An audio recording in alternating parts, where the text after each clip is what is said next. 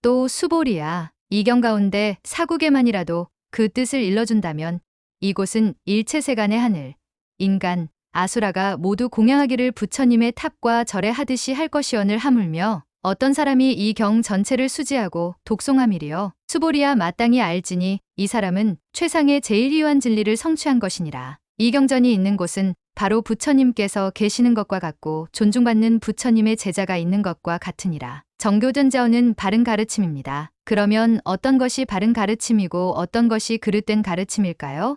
인간이 태어나서 종교를 갖고 철학을 발전시키고 경제를 발전시키고 온갖 것들을 만들어내고 하는 것은 모두 행복해지기 위해서입니다. 그럼에도 인간이 행복해지지 않는 이유는 괴로움 때문입니다. 괴로움을 없앨 수 있느냐 없느냐가 바른 가르침이냐 그릇된 가르침이냐를 구분하는 잣대입니다. 우리가 이 가르침대로 살았을 때 괴로움을 없애고 행복해질 수 있다면 우리는 바른 가르침을 존중해야 합니다. 하지만 부처님 가르침이라고 해서 존중되어야 하는 것이 아니라 이 방법대로 했을 때 정말 우리가 행복해지는가가 더욱 중요합니다. 부처님의 가르침은 2600년 동안 수많은 현인들이 검증했고 부처님께서 가르치신 방법대로 했을 때 괴로움이 사라지고 죽음에 대한 두려움마저도 극복할 수 있다는 것이 수많은 도인들의 삶을 통해 증명되어 왔습니다. 이 경의 사국에만이라도 설해지는 장소는 일체 세간의 천인, 사람, 아수라가 공양하는 부처님이 계신 탐묘와 같은 곳이 될 것입니다.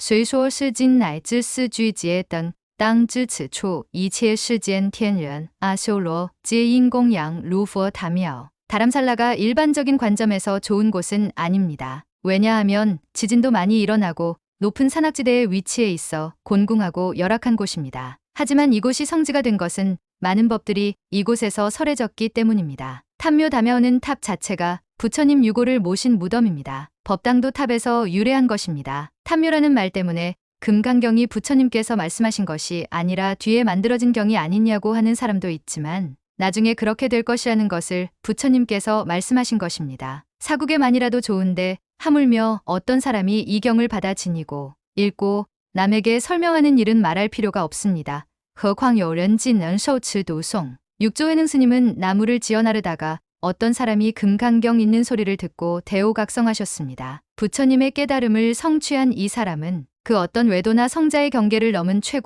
최상의 진리를 성취한 것입니다. 왜냐하면 부처님 법은 번뇌가 완벽하게 사라지게 하는 법이기 때문입니다. 땅知世人 전지오죄상 띠이시여질파. 그동안 이런 법은 있어보지 않았습니다. 시여질파. 이 법은 번뇌가 사라진 경계, 사마타로 일념이 된 상태, 금강산매강산매, 공성공싱, 불이열, 중도종다어를 이야기하고 있고 이 법을 따르면 일체 중생의 괴로움을 없앨 수 있기 때문에 정법입니다. 만약 이 경전이 있는 곳이라면 부처님께서 계신 것과 같습니다. 若是经典所在之处即未有佛. 불상이 있는 곳이 부처님 계신 곳이 아닙니다. 이 경전이 유통되고 경전을 이해하고 수지 독송하고 공성체험하기 위해 노력하는 곳이라면 부처님이 계신 것과 같습니다. 이러한 곳은 설하는 사람도 듣는 사람도 그 시간 또한 존중받을 것입니다. 若尊重弟子